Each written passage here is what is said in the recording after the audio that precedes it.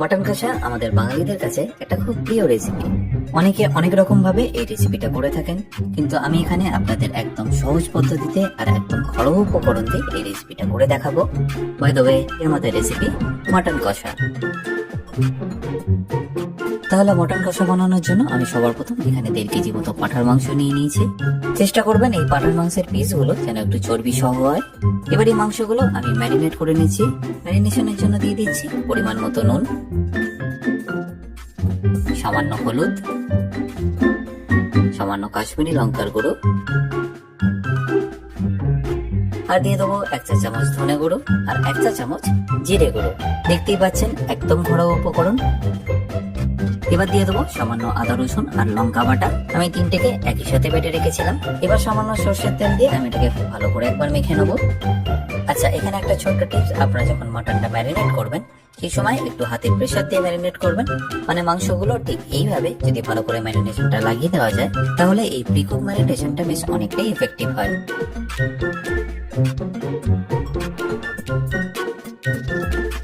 এবার ঢাকা দিয়ে মিনিমাম 1 ঘন্টা মতো আপনাদের এটাকে রেখে দিতে হবে, তাহলে কিন্তু এটার বেস্ট রেজাল্টটা পাওয়া যাবে।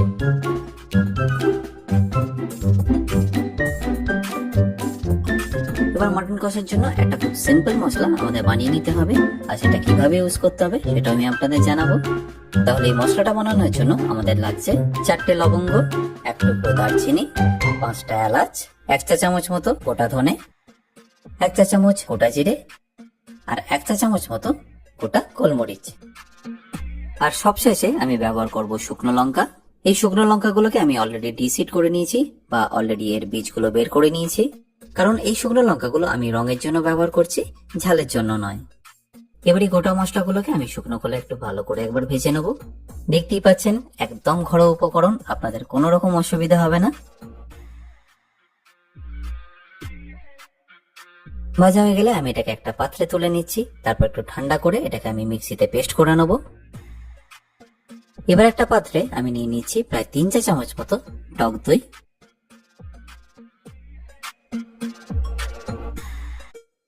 এবার যে গোটা ভাজা মশলাটা আমরা মিক্সিতে পাউডার করেছিলাম, তার প্রায় 2 চামচ মতো আমি এর মধ্যে মিশিয়ে দিচ্ছি।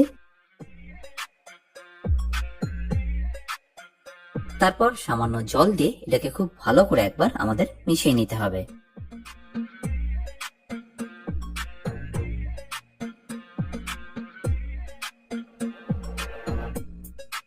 আর মেশানোর পরে প্রায় 15 থেকে 20 মিনিট মতো আপনাদের এটাকে রেখে দিতে হবে। এবার ফাইনালি আমি মটন কষাটা বানিয়ে নিচ্ছি। তার জন্য আমি একটা পাত্রে নিয়ে নিচ্ছি সর্ষের তেল। তেলটা একটু গরম হলেই আমি তাতে দিয়ে দেবো তেজপাতা, আর তার সাথে দিয়ে দেবো পাতলা করে কাটা পেঁয়াজ। এই মটন কষাটা আপনাদের কিন্তু একটু ধৈর্য ধরে করতে হবে, কারণ পেঁয়াজগুলো ভাজতে বেশ অনেকক্ষণ টাইম লাগে। প্রায় 10 থেকে 15 মিনিট আপনাদের এই পেঁয়াজটাকে ভেজে নিতে হবে।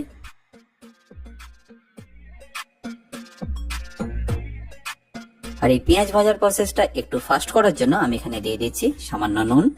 নুন দেওয়ার কারণে পেঁয়াজের জলটা ছেড়ে দেয় আর এটা একটু তাড়াতাড়ি ভাজা হয়ে যায়।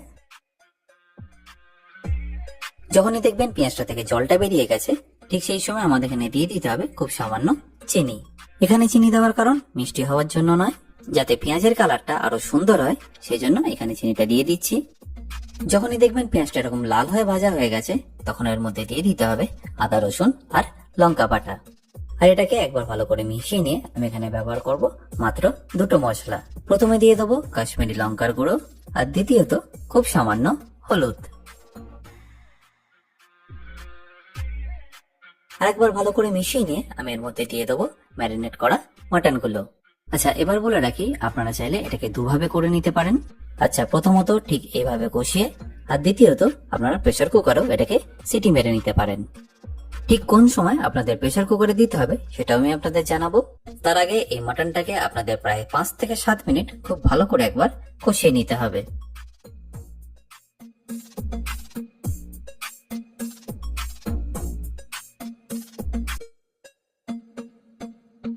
যখনই দেখবেন এই মাটনটা থেকে আস্তে আস্তে তেলটা ছাড়া শুরু হচ্ছে, এই সময় আমাদের এর মধ্যে দিয়ে দিতে হবে পরিমাণ মতো জল। আর এখানে আপনাদের এই জলের ব্যবহারটা কিন্তু একটু আলাদাভাবে করতে হবে। একেবারেই পুরো জলটা দিয়ে দেবেন না, অল্প জল দেবেন, তারপর একবার খুব ভালো করে কষিয়ে নেবেন। যখনই দেখবেন জলটা থেকে তেলটা ছাড়া শুরু হচ্ছে, ঠিক সেই সময় আরেকবার আপনারা জল দিয়ে দেবেন। আর এই প্রসেসটা আপনারা প্রায় 3 থেকে 4 বার কন্টিনিউ করবেন। এটা করার কারণ হচ্ছে এই যে পেঁয়াজগুলো দেখছেন সেগুলো এরকম বারবার জল দিয়ে করলে খুব তাড়াতাড়ি গলে যায়, আর এই মাটন কষার গ্রেভিটা খুব স্মুথ হয়। আশা করি এই টিপসগুলো আপনাদের নিশ্চয়ই কাজে লাগবে। আর যারা প্রেসার কুকারে করে নিতে চান তাদের জন্য বলে রাখি, এই জল দেওয়ার প্রসেসটা আপনাদের মিনিমাম 2 বার হলেও করতে হবে। মানে 20 থেকে 25 মিনিট আপনাদের কিন্তু এটাকে ভালো করে একবার কুক করেই নিতে হবে। তারপর প্রেসার কুকারে দিয়ে 3 থেকে 4টে সিটি আপনাদের মেরে নিতে হবে। আর যারা আমার মতো একদম প্রপার কষিয়ে রান্না করতে চান তাদের জন্য সময় লেগে যাবে প্রায় 50 থেকে 1 ঘন্টা। আমার প্রায় সময় লেগেছে 1 ঘন্টা মতো বারবার এরকম জল দিয়ে মাংসটাকে কষিয়ে নেওয়ার জন্য। তারপর দেখুন কি সুন্দর একটা কালার চলে এসছে। মাটনটা প্রায় 90% মতো কুক হয়ে গেছে। আর ঠিক এই সময় আমাদের দিয়ে দিতে হবে দই মেশানো মশলাটা। দইটা দেওয়ার পরে প্রায় আরো 10 থেকে 15 মিনিট আপনাদের এটাকে কুক করে নিতে হবে। তাহলেই আমাদের মাটন কষা কিন্তু একদম রেডি।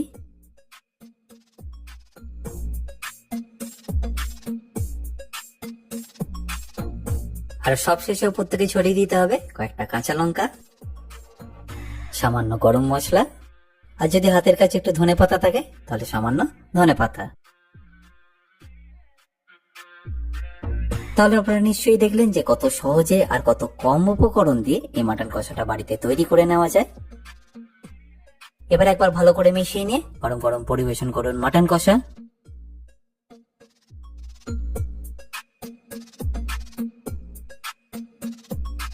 আশা করি এই রেসিপিটা আপনাদের নিশ্চয়ই ভালো লাগবে। যদি ভালো লেগে থাকে একটা রিকোয়েস্ট রইলো, এই রেসিপিটাকে একটা লাইক করে দেবেন। আর অতি অবশ্যই আপনাদের ফিডব্যাক কিন্তু আমাকে জানাতে ভুলবেন না। আমি কিন্তু সব ফিডব্যাকের আপনাদের অ্যান্সার দিই। বাই দ্য ওয়ে, আমি সেই অতনু, আপনারা দেখছেন অতনুর রান্নাঘর। দেখা হচ্ছে আপনাদের সাথে একটা নতুন রেসিপি নিয়ে নেক্সট এপিসোডে।